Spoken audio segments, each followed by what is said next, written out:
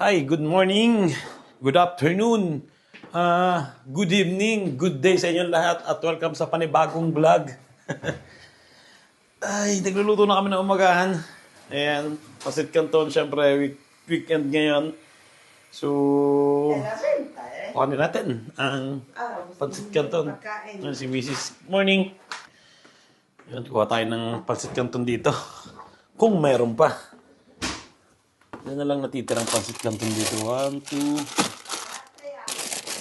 3. Tatlong pansit canton na. Yun, 4. Yun, 4. Apat na pansit canton.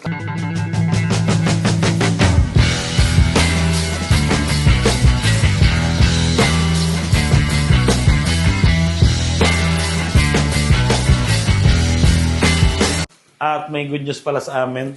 Okay na yung inayos namin papeles para sa aming Italian citizen. Nakuha na. Yung marriage contract, NBI, tsaka birth certificate, ano na lang. Tawag doon, apostille. Yun, di ba? Tapos darating dito yon, papadala nila, di ba yan na? Tapos, dadal natin sa translate. embassy ulit. Hindi, Dito na? Ayun. Malapit na kami maging Italian. Pwede ka na?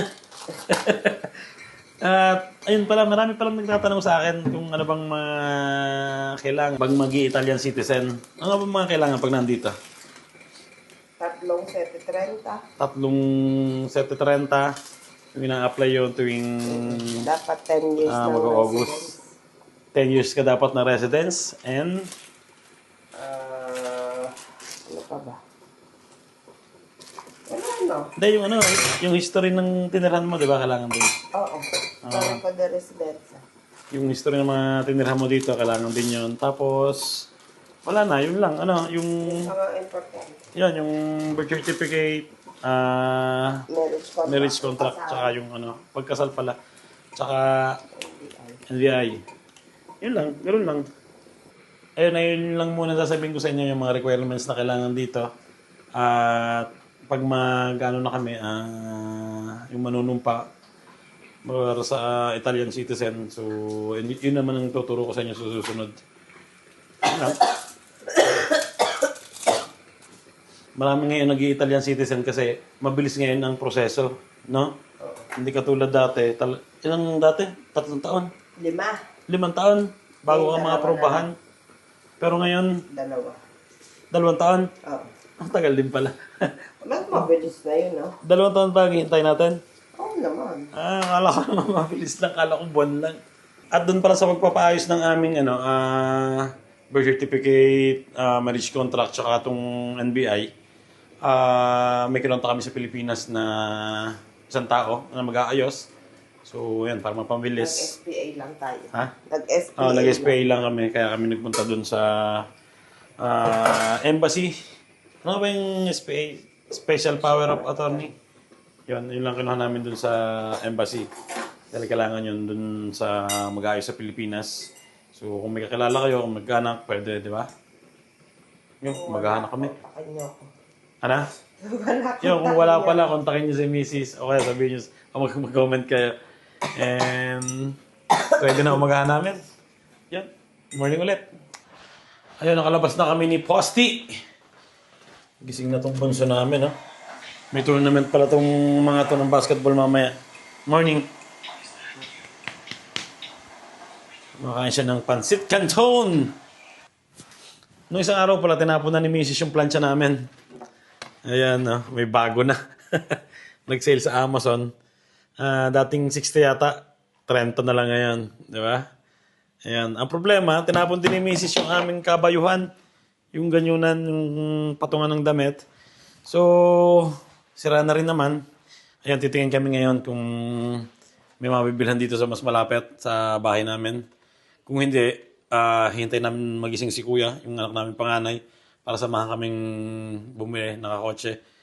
Pero try namin muna dito. So, let's go. Nagbibis lang si Mrs. And, anong oras na? Mag na 9:30 na.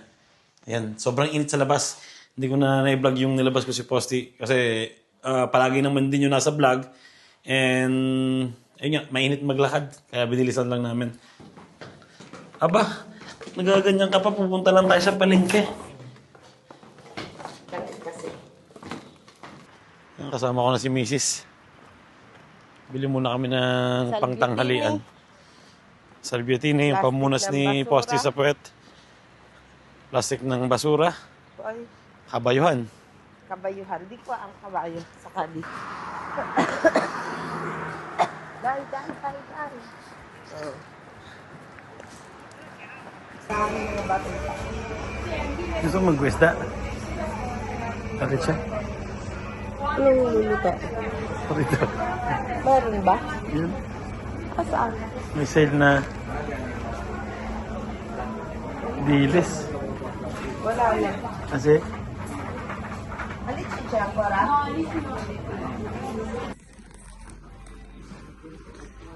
meron? Nasaan? Destra. Where's the destra? Para? Aha. Oh, saan?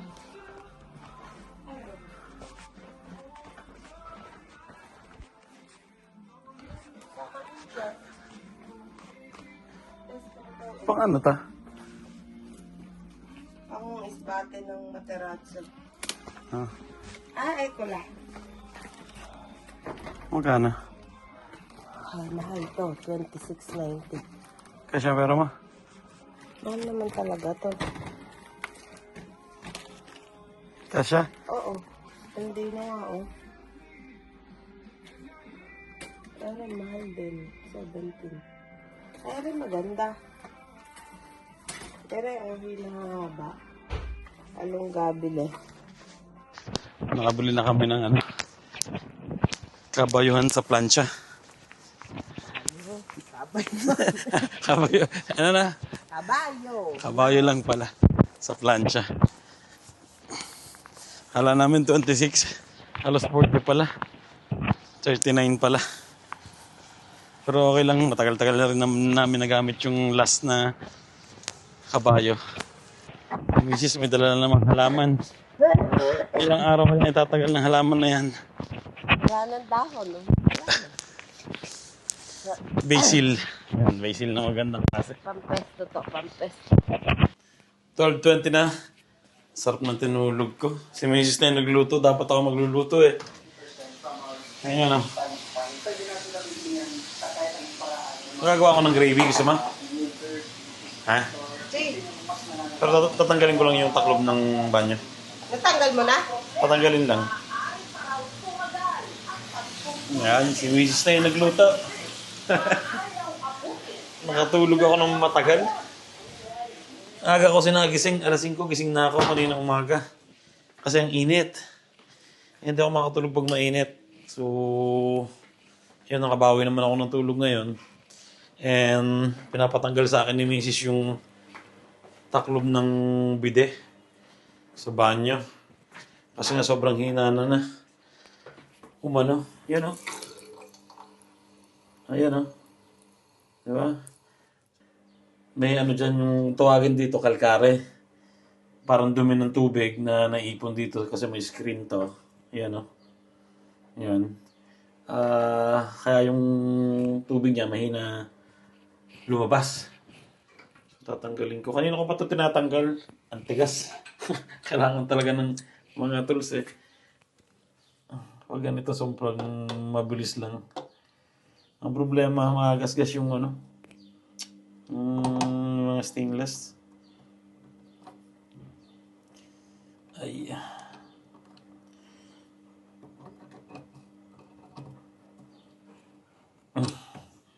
Ayan o, umikot na agad ah. Yun. Ayan o, ang dumi. Punong-puno ng kalkare, kung tawagin dito. O siyang kalawang.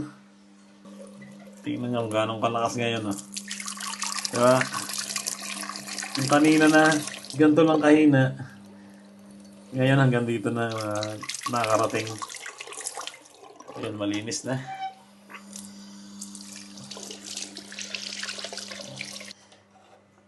Ayun, sinubukan kong ibalik. Ayan, okay na. Diba? Malakas na ulit. Ayan, nakatapos na ng isang gawain, di ba? Yung mga bata wala dito. Iniwanan lang madumi yung kanilang kama. At may pinuntahang tindahan ng ukay-ukay. May bibilan yata silang jacket. Tapos i-resell nila online. Yan. Kami dalawa lang ni Mrs. dito. So ayusin ko lang itong mga tools. At tapos na. Di ba? Ngayon, tikman natin kung masarap ba itong niluto ni Mrs. Kasi kung bakit pangit ang farina, Bakit? 0 lang pala yun. Hindi 0-0. Kabangki. Ayun, kain na. Habang si Mrs. may sinasalang pa doon, last, kain na kami ni Mrs. habang yung mga bata wala pa. Kasi may bisita yung panganay namin, mahirap pag nagsabay-sabay. Hindi kami magkakasya dito sa table. Yan, chicken, siyempre, ang gravy. Binigyan ako ng kapatid ko kahapon ng munggo. Yan, oh. Solid yan, di ba? Dak. Ay, kain na. Uli mamay. Thank you, Lord. Ay, magpo 4 p.m. na. Punta na kami sa basketball court. Ito yung team ng Kasi, babay Ano pangalan ng team niya? Comprariso TJ. Wala si TJ. Wala si TJ.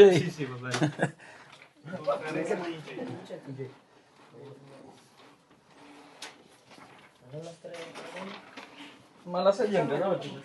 Pwede iparare ako wala. Doon tayo mag-press sila rin. Ano rin ka lang? Una sa tato. Pero pa rin. Pero probable.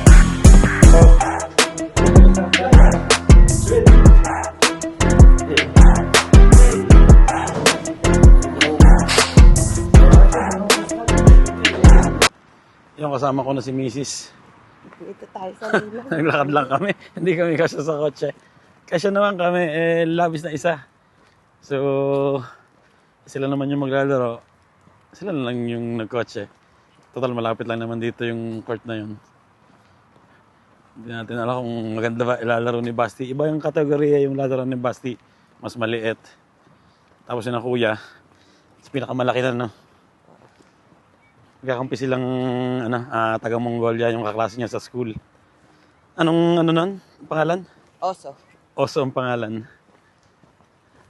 Tingnan natin kung malakas maglaro pero ang laki. A few moments later.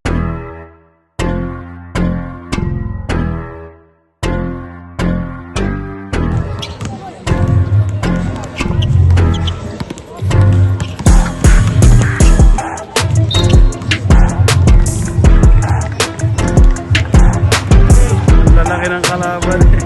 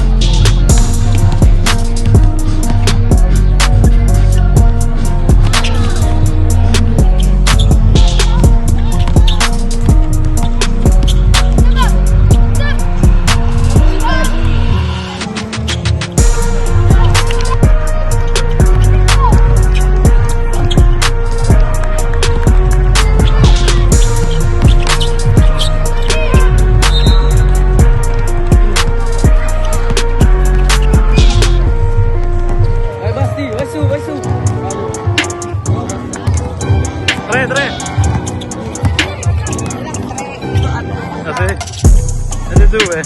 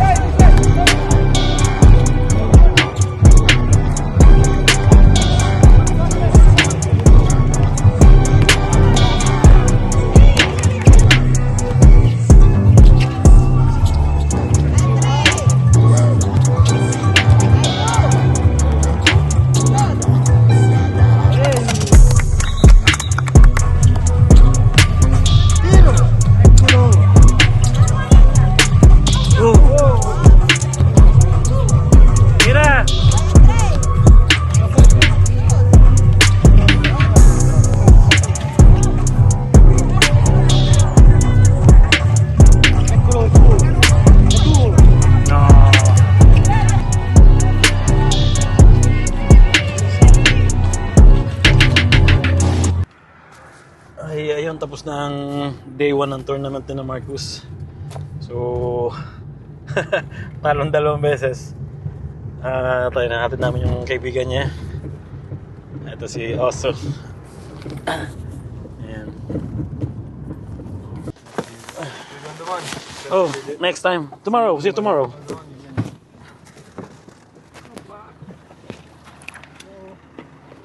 Ciao, ciao. Ayan, dito na kami sa bahay. Luto naman. Para manager kami ngayon eh. Manager kami ng basketball ngayon ni Mrs. Luto. Pagkatapos maglaro ng mga kabataan. Pagluluto ko sila ng burritos. Di ba? Ayos na ayos yan. Kaya lang, ang daming giniling. 3 kilo tong pinaluto sa akin. So, let's go. Ay, ciao. Ciao. Ganda na sapatos ng tsinelas mo, ha? Saan mo in-order yan? Magkano bili mo? 300? May na? Ito mga kabataan, no? Ciao. Pagod. Pagod. Ala, dobi mo. 2 beses lang sila naglalaro, pero 2 beses din natalo. Yun, nakaluto na. Ayan na. Bueno. Musta natin sila. Come, buono. Quello dei bambini? Good. Quello del mio. Che non è vecchio. 10. Quello è bravo. Buono. Buono. C'è il coso, è piccante. Grazie Guglielmo. Ok, prego.